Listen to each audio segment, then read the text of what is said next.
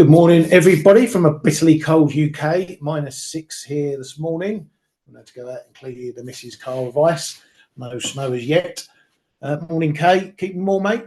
Good morning, Ryan. I'm keeping indoors. And snow is coming, yeah? Maybe. There's apparently something moving in from the southwest overnight into the morning. They don't know whether it's going to hit us or not. No doubt if it's going to be snow, it will miss us. If it was just horrible rain and wind, it would steam right in. So That's true. we have to wait and see. It seems like the weather models are as good as the bank models, i.e. they don't have a clue what's going on. But we shall see. We could have a snow day tomorrow, mate. Yeah, get the sleigh out. Yeah, get your dustbin lid out. And hit the golf course. Right. Okie doke, weather aside, let's get stuck into what we've got going on. PBOC are getting some investors into the market again. They've told some not to sell Chinese stocks as the weakness in stock markets continued. Haven't heard anything about anyone stepping into the currency at the moment, but that's having a pop higher. As we can see, part of this general dollar bid that we've got going on this morning. They're keeping the fixes fairly tight, though. They fixed at 711.34 overnight from the prior fix of 710.84. But as you can see there, we've seen a bit of a takeoff going on in dollar China, breaking up, as I said, a bit of a more to do with what's going on in the dollar as opposed to what's going on in China. But according to reports, apparently they are weighing some more stimulus with 139 billion of special bonds. That number seems familiar. I don't know if it's just a rehash of the story we heard in the latter part of last year that they were going to do some more stimulus. But anyway, 139 billion touted of special bonds. Over in Japan, according to more ex this, that, and the others, we have an ex BOJ official. He was one of the directors, if I get his name right, IG Maeda, said there's a good chance the outcome of the spring wage talks will be higher than last year, with wages reaching 4%, which would allow the Bank of Japan to end negative rates and start raising rates. So it looks like a lot of press people digging out the formers and exes for comments ahead of next week's meeting. On the data front, we had some PPI data out from Japan. PPI there coming in higher than expected, 0.3%, was expected to come in flat. PPI year on year coming in flat, was expecting to fall. We do have CPI data coming up Thursday morning, I believe. I'll double check that. So that's the headline. CPI coming out Thursday. We had the Tokyo stuff last week. The business lobbies are out calling for wage increases as well. Kaidaran has been one of the ones saying they need their firms to start upping wages to get help with the cost of living crisis or easing cost burdens on consumers and workers. So they're banging that drum once more. We've had the Economy Minister Saito asking for companies also to raise wages more than last year. So they are pushing and pushing and pushing. We'll have to see what comes of that. Over in the UK, we had jobs data. And on the jobs front, nothing too underworld, nothing too bad. Well, you could maybe say pretty good. Unemployment was expected to tick up a pip. It stayed at 4.2%. The unemployment change rolling 3 months was a positive 73k. Claimant count not as high as expected, 11.7k. So that's better. On the earnings front, earnings dropped more than expected, but that was the including bonus number. So it's down to 6.5%, was expected to fall to 6.8% from 7.2%. Stripping out bonuses, 6.6 as expected. So sort of soft landing numbers for the UK there. Employment doing okay, although the payroll employees for the month of December fell 24k versus an estimated minus 13k, so a bit more softer there. But overall, for the Bank of England, they're seeing wages come down, though we still are at very high, sticky levels. But the jobs market is doing okay. Could be, again, a bit of a seasonal thing because these numbers are for November on the unemployment, or the employment and unemployment numbers are for November, which we knew was busy in the retail sector. So potentially holiday staff being put on there. Much like retail sales, we'll need to see what the numbers are for January after we get over this holiday period. So we'll see next month what December's like, whether there's any real change there. But then the crunch time is going to be when we start getting January numbers through the pipe. German CPI came in pretty much unchanged. These are the final numbers, so not much to write home about there. Italy's CPI as well on some of the numbers, confirming what we got in the priors. No real change there. We did get German zoo out this morning as well. Things a little bit more crappy on the current conditions front, but expectations picking up to 15.2 versus 12 expected. The zoo noted that the reason for the pickup in those expectations was hopes for ECB rate cuts, which quite frankly is quite astounding. This is Germany, who should be able to get by without relying on the ECB to help with easing. So that's a bit of a hope. Comments from some of those firms there, if they think that they're getting a March rate cuts from the ECB. There's been a lot of pushback from the ECB members, which I'll talk about shortly. What did you make of that data, Kay, in the UK stuff? The UK is okay. I think the wages is probably what weighed a little bit on the sterling, but the rest is really dollars, right? The dollar has been beat this morning. Yeah, the market doesn't seem to know what to do with them. I think the bigger risk will probably be tomorrow, right? On the CPI data coming out. Now we've had the first set of data. Yeah, I mean cable is just coming off with the dollar really, but yeah, I thought the report wasn't too bad, but then it still seems the market is all trading one big pot of net, and the yields couldn't rise. Yeah, I mean, I'm straight away going to reply to Ali. Yeah, I'm still small short euro sterling, but I did cover some more this morning just because sterling doesn't seem to want to get much stronger, and tomorrow is a big number, so I don't want to be exposed too much. And actually, it's very, very small now.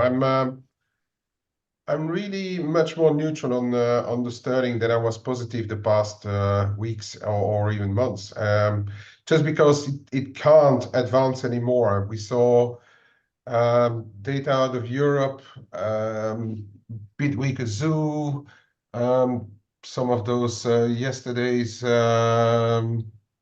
what was it, the industrial production numbers still being very weak, but the euro is not really losing anything on the crosser side, so and not against the sterling either. So that's holding me back from having too much positions. It's really going to depend on tomorrow's number, I think, and then I'd perhaps rather be in euro sterling than anything else.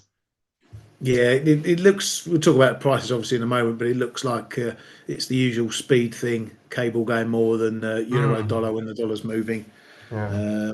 But yeah, there's no change to the fundamentals as to why cable would go more than anything else. No, there's a big level coming up in there's a big level coming up in that cable. 126.10 again. Yeah, times 126. that held. Yeah, that's going to be a big old level to get over. But as I said, a lot of this is being driven by the dollar more than anything else at the moment. So you have to take your levels maybe with a pinch of salt, but we shall see. Right, well, I'd like to call it the something else other than the World Economic Forum. yeah, I'll call it anyway. The wanky economic forum is in full swing, and every central banker, and particularly from the ECB, are coming out. There you go, Brand. Keep you happy this morning. Every central banker is coming out to do their can kicking, and a lot of can kicking there's been. However, yesterday we had Nagel coming out, Germany's Nagel coming out, saying it's too early to talk about rate cuts, but inflation is still too high, and that markets are sometimes over optimistic. Talking about those rate cut expectations, the ECB will decide meeting by meeting based on the data, and then he lobbed in a bit of a don't bet on an early cut line by saying maybe we can wait for the summer break before mulling cuts. He wants to get his holidays out the way before thinking about monetary policy. Hawke Holtzman was out as well, saying we shouldn't count on rate cuts at all in 2024. Also saying that rate cut expectations are optimistic. Says geopolitical events pose a risk to prices. Doesn't see a real recession coming, barring any shocks. Sees no reason now to talk about rate cuts.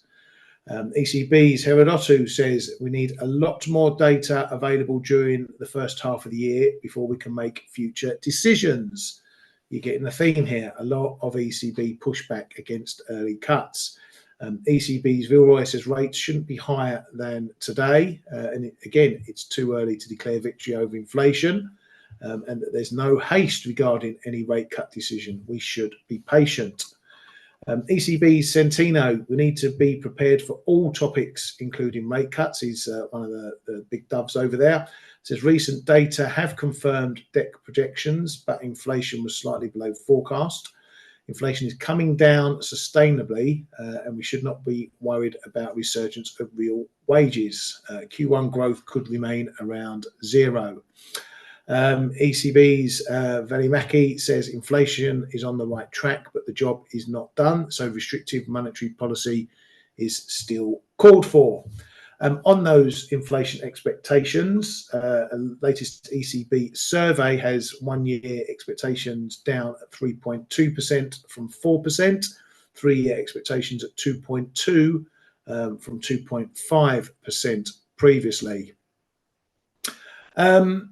Okay, we keep hearing this. It's not often you get such a big disparity, but we are still getting a big disparity between what central bankers are saying and what the market's saying about rate cuts, particularly for the ECB. Is this going to lead us to a big repricing? Well,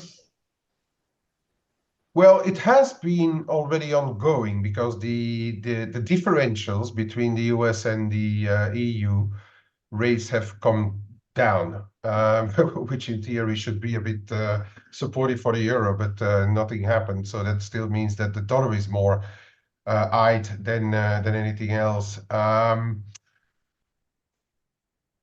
Well, I don't know. I mean, this comment by Holtzman yesterday, that was I don't know. I've really it's like you have to keep look at the extremes, write those off, and then look at what's happening in between. I think, but because Centennial this morning was much more dovish than that. Villeroy somewhere in the middle. There is a fair possibility that the market still has to price out some of the cuts, but it'll all depend on how the data will come out. I mean, it's a really strange period, and you can just see it in the rates as well. Yes, the dollar is strengthening a bit, but we are in trodden ranges, right? Apart from what's happening in the yen, perhaps. Yeah. Well, let me put you on the spot then. Do you think there's going to be a March cut? No, from neither ECB nor the Fed, I think. Yeah, no, I agree with that. I mean, if you look at...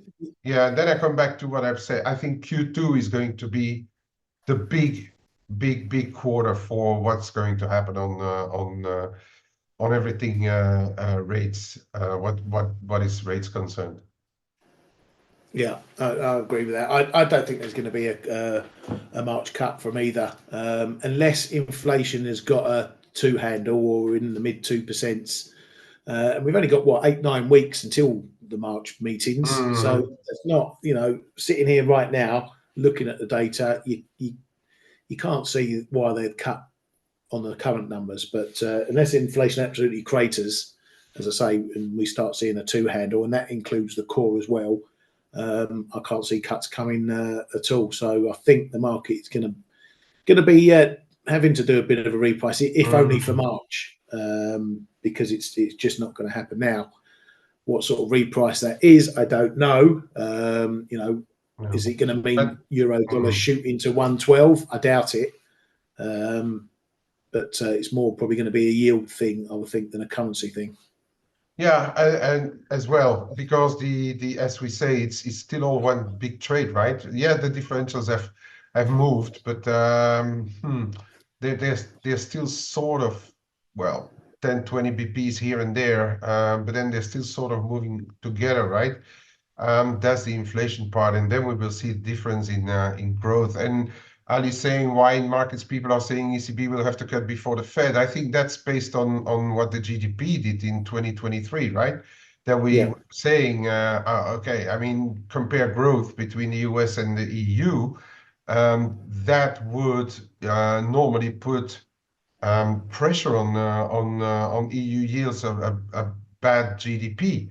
But then we have seen it's still more inflation that is dominating the central bankers' thoughts, unless we get another quarter of very, very weak growth starting 2024. Then ECB may start to cut at the same time as the Fed, perhaps.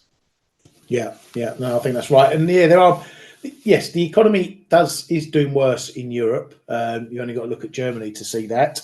Hence why a lot of people are thinking that the ECB might cut before the Fed. But as I've been saying, there is still a divergence between the level of rates between the US and the ECB, which may enable the ECB to keep their hand on the pause button for a little bit longer, because they're not as high as everyone else. And not many people are factoring that in when they're talking about rate cuts for one central bank over the other. But as we said, we're all data dependent still. We have been for the last year, and we're going to remain so this year.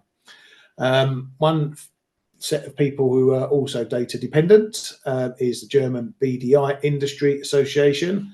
They expect the economy in Germany to grow by 0.3% in 2024. They say the German economy is at a standstill and there's no chance of a rapid recovery. Happy New Year, everybody in Germany. Over in Canada, we've had a few bits and bobs out. We had manufacturing sales out, coming in up 1.2%, beating expectations. Wholesale sales as well, coming in better at 0.9%. We also had the Canadian Business Outlook survey, quarterly survey, and that showed that firms' pricing behaviour is slowly returning to normal, but that about a quarter of firms still see higher prices in the pipe. It says that the survey shows that with high interest rates and soft demand, firms' sales growth has slowed over the past 12 months. Firms are less optimistic about current business conditions than they were last quarter, but they expect sales growth to stabilise in the coming year. With competition returning and demand remaining soft, businesses' pricing behaviour is slowly returning to normal.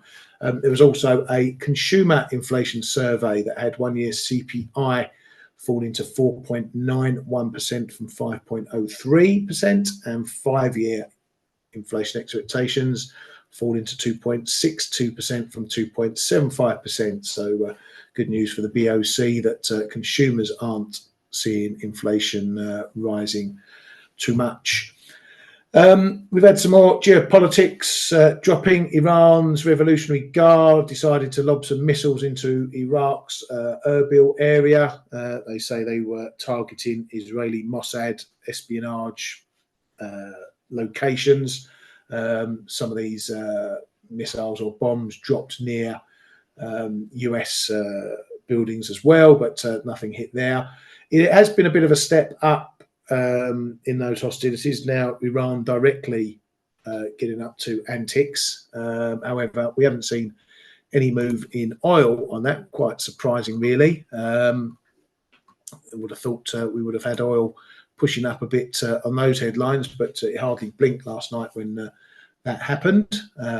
Don't ask me why. We know there's a battle between risk and fundamentals, but on those headlines, oil didn't do an awful lot.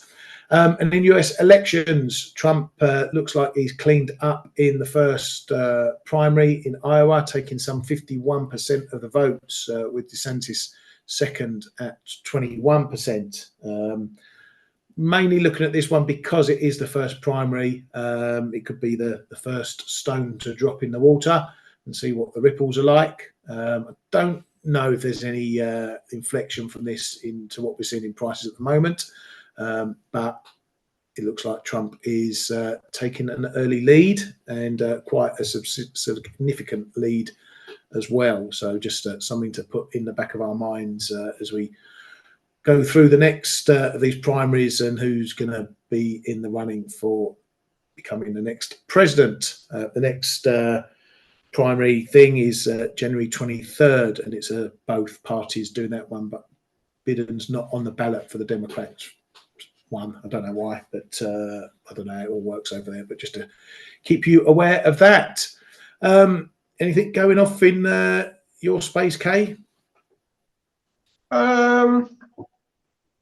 Not really. I think you said it all. I think yeah, you said the dollar in the Chinese yuan, but I would like to say though that they don't cut the rates, but they continue to inject a lot of cash right in the market, and that is helping this dollar China back up, and at the same time they're trying to control it. So I guess in your zone there, that blue zone upcoming, we may hear from some of the submarines to be in the market again, I guess, because we are about at the width where they tended to send the local banks into the market when we were that far away from their prior fixings, right? When they were fighting it in the 730s. For the rest, no, we've got a few bond issuances again out of the US this week, starting with the short end today, longer end and tips tomorrow and the day after. And we've got a few interesting speakers later on today, right? We've got Fed's Waller, who in November walloped the dollar a bit. And am I right in seeing that Bailey is speaking this afternoon as well, around 3 p.m. our time? Yeah, Bailey's up as well. Is that also in Davos? I believe so. I haven't seen the title of the speech, but I would assume so. If he hasn't been invited, it would be a bit of a surprise. But I can have a look at that. I don't know where he's speaking. Okay, so that's something that I think Waller is going to be important. Of course, Bailey has always some importance when he speaks. Market tends to try and figure out what he's thinking. Not that it matters much, but okay. And then we have Canadian CPI today, and the dollar Canada is trading at a pretty important level there around the 135. That's going to be the next thing to watch. And then speaking about CPI, I think we have to look at what's happening tomorrow morning, right? We've got those UK inflation data coming out, the final EU data. We've got big Chinese numbers. I think you mentioned that already. But it seems that Li Kuang already gave us the numbers of the Chinese GDP. He said that it would have grown by 5.2%. So which is about the expectations apparently. So may already be in the market, that one. Yeah, it's funny. It's going to be old news, really. What 2023 growth is. Yeah, this time of year. Yeah, it still gets the Chinese up and piping, as you say. Premier League was out saying, was it 5.2% they expect Yeah, 2023 to come in at? yeah. So yeah, I'm just looking at the WEF thing. I can't see Bailey on there, so it might be something else. Okay. Yeah, I'll have a deeper look. It's got No, all but, the yeah, but really, I think for today, if you're trading dollars, listen to what Waller has to say. yeah. Yeah, we've got the New York Empire, but that's been a very volatile number. Yeah, so I think really Waller is the one that should make the dollar move. The dollar is very big, by the way. Yeah, very big from yesterday again. Yeah, which might be a bit of an opportunity if we've got this dollar bid going through the US session when we get this Canadian data. If it's hot data on this, you might see CAD gaining a bit, i.e. dollar CAD dropping. That might be a little bit of a counter trade to look at if there's a significant dip, if the dollar is remaining well bid elsewhere, like we're tapping on 135 at the moment. This dollar bid is likely to outweigh what the data does. So that might be a little opportunity I'll keep my eye on. If we get strong CPI numbers and dollar CAD has a little dip on that, I might do a little pickup. I don't think it says what Bailey's talking about there. Let's have a quick look. No. Okay. I don't know where he's speaking, and I'll probably care less as well. Right. Looking around some of the things. Ali, I see you're trying to ride that winner in dollar yen that you're on at the moment. Good man. Let's see what you can squeeze out of it. You've already potentially had 30 plus pips over where your initial take profit is. So, lock in the money, take the little slices off, move your stops up behind, see how far you can push it. If this dollar bid continues, then we're probably going to have a little look at 147. Maybe even do that, take that out if this bid remains very strong. So we're seeing cable. Let's start with cable. Been talking about this for long enough. This range 126, 128.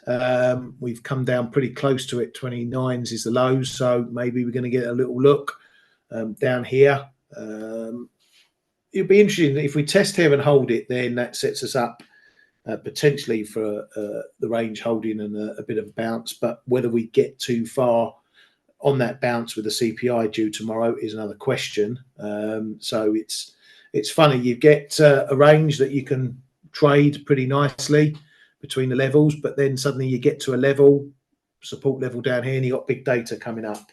So you have to take a bit of caution. You can't blindly just buy it at 126 if it's 5 minutes before the CPI data, because if it's really soft data, you're going to be through 126 in a blink. But, levels are level until it's not. So for today, it might be worth something just to keep an eye on. Euro dollar as well. It's not going, as I said, not going as cable's going. We're just, again, going to be potentially tapping on this 38.2 fib, part of my old zone that we've got here that goes back quite some way. Always a factor around here. This one, can't really see it clearly there, but this one, 108.30, 108.70 zone is a real doozy from where the price action can mess around in. Ultimately, use it as a bit of a wide pivot point. If we hold it, we hold it. If we break through it, then it can become resistance. But there's always something happening in this zone. We held it last time. We may have another test now. We'll see whether the move so far today has gone too far or whether it wants to do more. But that 38.2 fib coming in right around that zone as well. So euro sterling is mooching up a bit, still not going anywhere fast for the moment, still pretty tight range for the early part of January, still looking at the wider range, 85s, 87s, and until something happens, we're going to move to either one of those. I've got no interest in the middle here. I'll leave it to you guys and girls to play with that one. Aussie dollar finally made the break through the fib. Yesterday, tapping around it again, as I suspected. I mentioned in the chat room just before I left yesterday afternoon, if this one was to break, it was likely going to be a swift move down to the big figure, and that's where it's gone. We were holding the big figure, give or take, at the moment. I think we might just had a little break not too long ago. Where are we seeing? What's the? I can't even find it. 96 is the low. The next zone under that is 65.70, around that 50 fib of this move. That again will put this this uptrend to the test. If we break that, then it's looking like the trend is wiping out. And then we've got the bigger 65, 20, 40 zone down here, another age-old zone that's seen plenty of action late last year and prior to that as well. So some decent levels down here. If we hold any of those, it will keep this trend in play. But if we start breaking, then maybe something bigger is happening, and we're heading all the way back down to these prior lows down here. Kay, you got a let off yesterday. You got some stuff to show us? Yeah, there is some interesting activity around this 66 level in the Aussie. Yeah. Bit of support here. If you want, I can share my screen. Yeah, let me stop it. There you go. All right, I'm on a new I'm on a new layout, so bear with me. I don't have the spaghetti charts anymore. I'm on a different one. Look at that. Yeah, it's looking very different, but I still have to. Man, that hurts. What do you mean hurt? Okay, so we've got this trend line here in the Aussie dollar that I had it on the longer time frame, and Woju also has it in our room, and that's around 66. The figure there's shorter term support as well. There's this horizontal support as well from the bigger move, also at 66. The figure, and then in the on the shorter end, we've got this bit of a support here, a trend line coming in also around 66, the figure.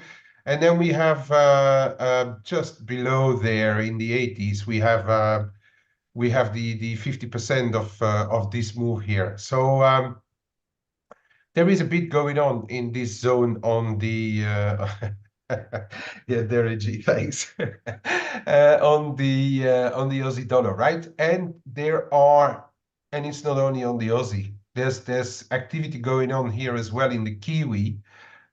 We've got the 50% of this move. We've got no, the 50% of that wider move. We've got a bit of a trend line here as well coming in on the Kiwi, and that is all happening in this 40-55 zone, and we are right in it. So be a bit careful with what's happening. Start of the US session. Looking at how the dollar is trading, I wouldn't be surprised if we go and test it. Same on the Aussie. We are trying to break below the figure. Same on the euro dollar. I know that Ryan has stuff in the 30 zone, is it? Yeah. Yeah, I've got yeah. a bit similar to the From Kiwi. there.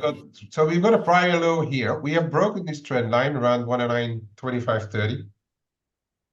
But I've got some stuff happening here between 108.60 and 108.75, and we are coming into it. And then if you move over to the cable, we have our famous 126.10, which was the low here. I've got to think, which was multiple low here, low here, a low here, high here, and you see why this cable at 126.10 is important, because towards the end of the year, start of the year, we had those retests and we saw a lot of buying of those levels. Okay, so this is very important. Yeah, we have a bit of a feedback sheet here, but which has also been a low prior, but I really would say that the 126.10 is going to be important.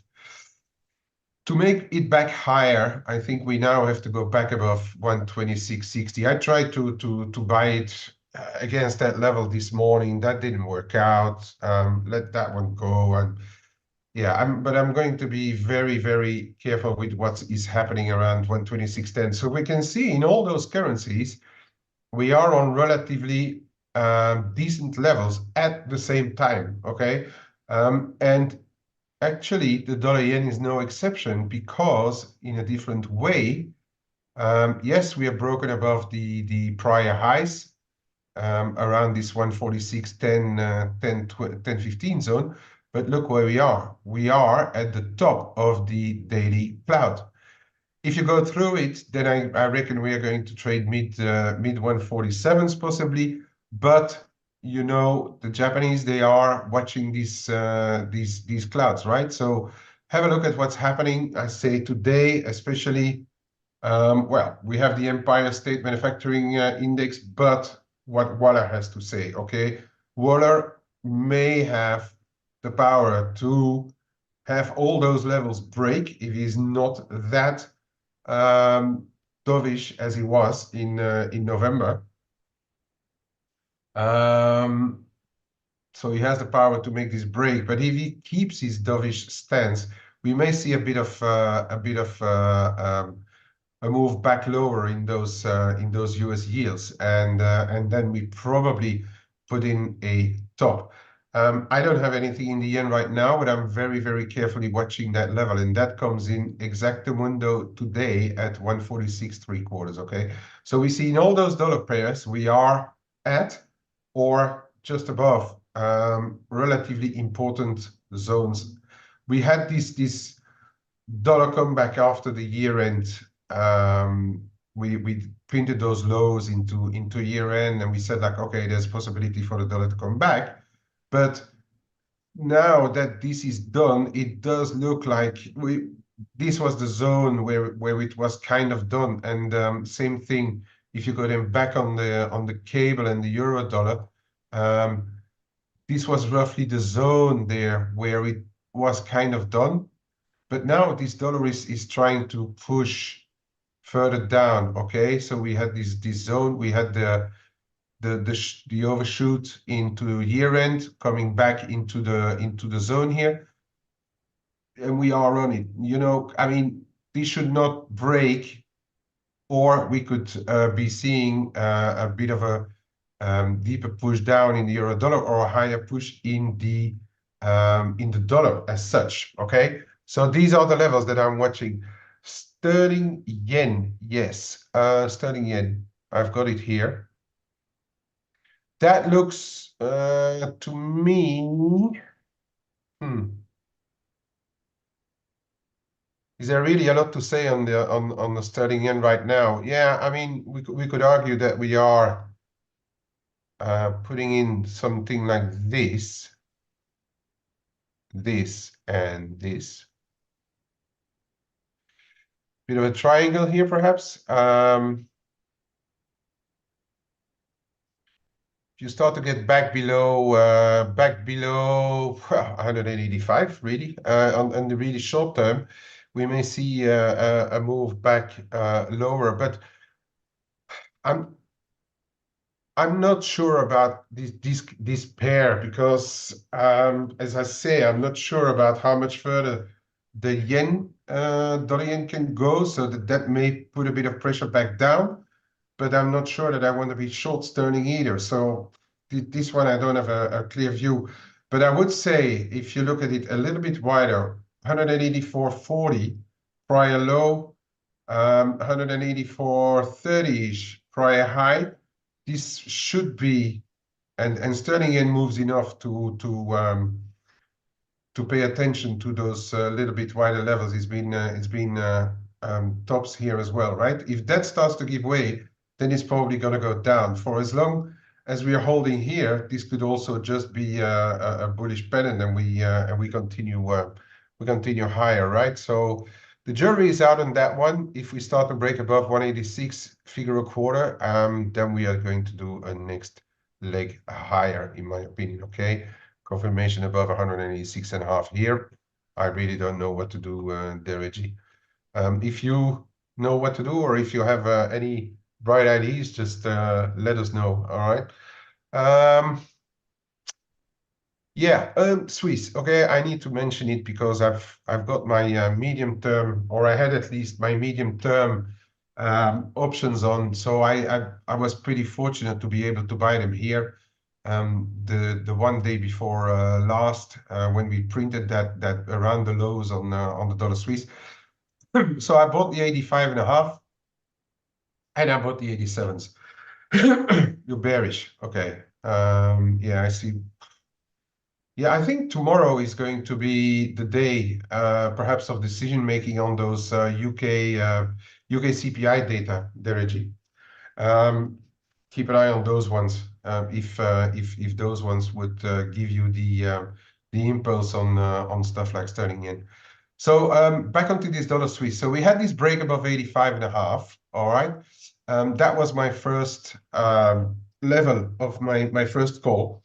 And since I was looking at all those other dollar levels where we are closing in and not really sure about um, what's going to happen next for the dollar, I decided to sell out my 85 and a half. That more than sponsors my 87 now. But the 87 is really a much longer term stuff. It's a 6 months, and that one I'd love to see a retest of 85 and a half. And if I see it, I'm probably going to, if nothing else changes, if we don't have real big changes, like for instance, Waller going really dovish on rates.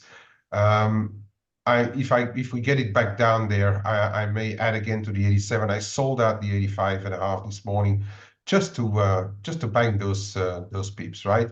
And that's more in line with what's happening in the rest of the dollars, really. So that's for the dollar Swiss. If we start to get above 86.70, 86.85, then I reckon then we are going back up into this zone. Now, it used to be 88.10s, and I still think it's going to be a big level, this one, but it may have come off a little bit. So already look at what's happening in the mid to high 87s on dollar Swiss if we start to push there. If that goes through, then I think really the picture is changing for the Swiss franc. But I'd love it to be accompanied with what Jordan may have to say about his own currency, our SMB governor. So that for the dollar Swiss. Is there anything else you guys want to look at before I give it back to Ryan? Or Ryan, do you want me to look at something?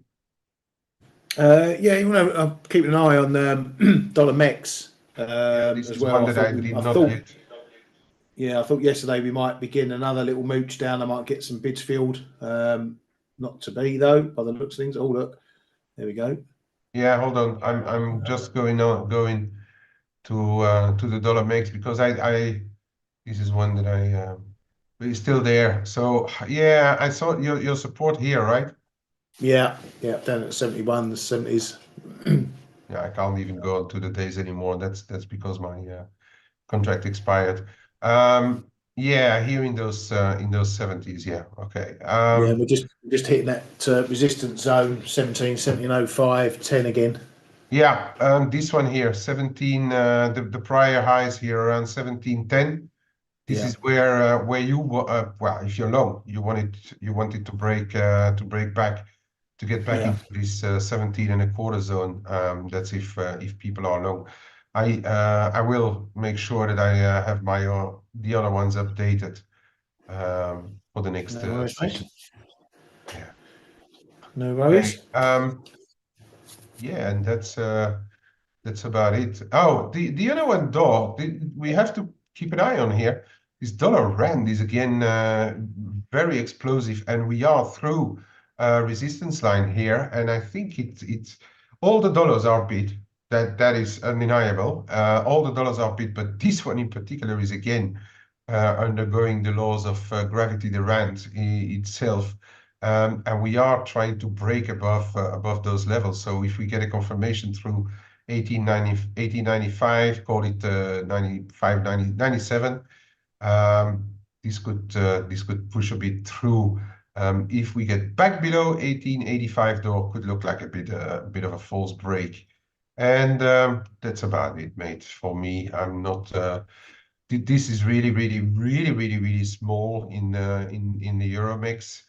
Um, just watching the game here. I'd love to see a retest in the 1860s or even a bit higher, to start to add again on Euromix just for a bit of carry, you know. But I'm not looking for to put any heavy positions on in there. And with that, I give it back to you. Yeah, thank you very much, mate. Well, as Kay mentioned, as I mentioned as well, we are sitting around some key levels, so keep an eye on that. I'm just going to pop in the chat there a link to our trader funding program, which is going from strength to strength. We're having a lot of traders passing it and making some good money out of that. If you don't know about it, check it out there, our funding program. The link there, you can get free access to ForexAnalytix platform as well, depending on what size account you have. As I say, we're getting plenty of people doing well on that, and you obviously get the support of all the Forex Analytics team. So we're here to help you along with that journey. So check that out there. Suffice to say, that's it. Have a great day. Watch that data later on. Ali, I want to hear good news about your dollar yen. Hopefully it pushes much higher for you and you really squeeze out the pips from that one. So good luck to you and to everyone else. I hope you trade very well as well. Thanks, Kate, and we shall catch you hopefully from a snowless UK tomorrow morning. See you later.